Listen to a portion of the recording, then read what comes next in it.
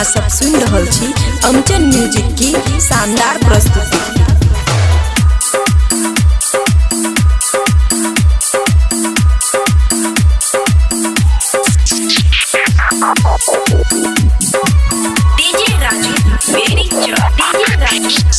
खुशी recording studio बलुआहा। रूठे लागे हैं दिल टूटे लागे, प्यार में दिलावा लूटे लागे।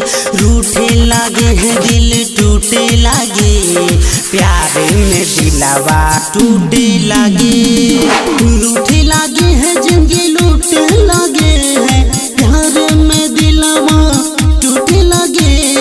जहिया से जान हमर धोखा दिए हैं, प्यार में दिलावा टूटे लागे।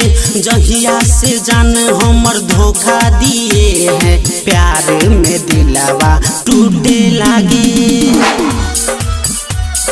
डीजे राजू वेरी च, डीजे राजू वेरी च, डीजे राजू वेरी च।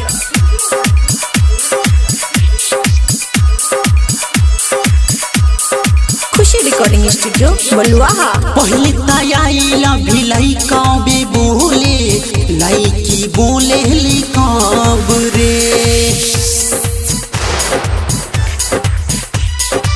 देवेले धोखा लइकिया पहिले, यही से बोले ना सब रे। जुटे लागे हैं दुश्मन जुटे लागे हैं, प्यार के दुश्मन जुटे लागे हैं।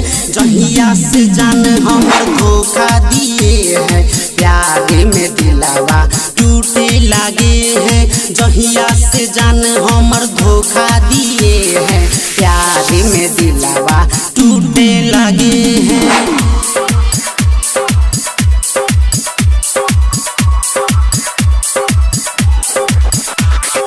डीजे राजू वेरी च, डीजे राजू वेरी च, डीजे राजू वेरी च। खुशी रिकॉर्डिंग स्टूडियो बलुआहा। मीठा मीठा बोल के दिलवा के तोड़ के, होली बाजार में बिकाव रे।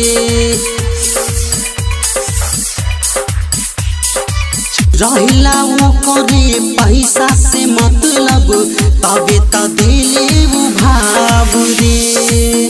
फूटे लागे हैं किस्मत फूटे लागे हैं, प्यार में किस्मत फूटे लागे हैं। जहिया से जान हमर धोखा दिए हैं, प्यार में दिलावा टूटे लागे हैं।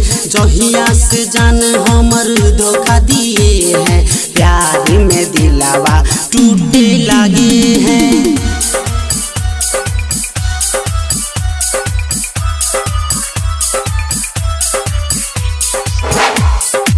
डीजे राजू वेरी च, डीजे राजू वेरी च, डीजे राजू। खुशी रिकॉर्डिंग स्टूडियो बलुआहा। कैसे के सही कहीं से हो रही, राइटर रूपेश के हाल में।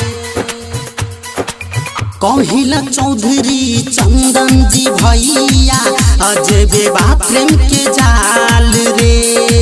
सूखे लागे हैं पानी सूखे लागे हैं, प्यार के समुंदर सूखे लागे हैं। जहिया से जान हमर धोखा दिए हैं, प्यार में दिलावा टूटे लागे हैं। जहिया से जान हमर धोखा दिए हैं, प्यार में दिलावा टूटे लागे। खुशी रिकॉर्डिंग स्टूडियो बलुआहा।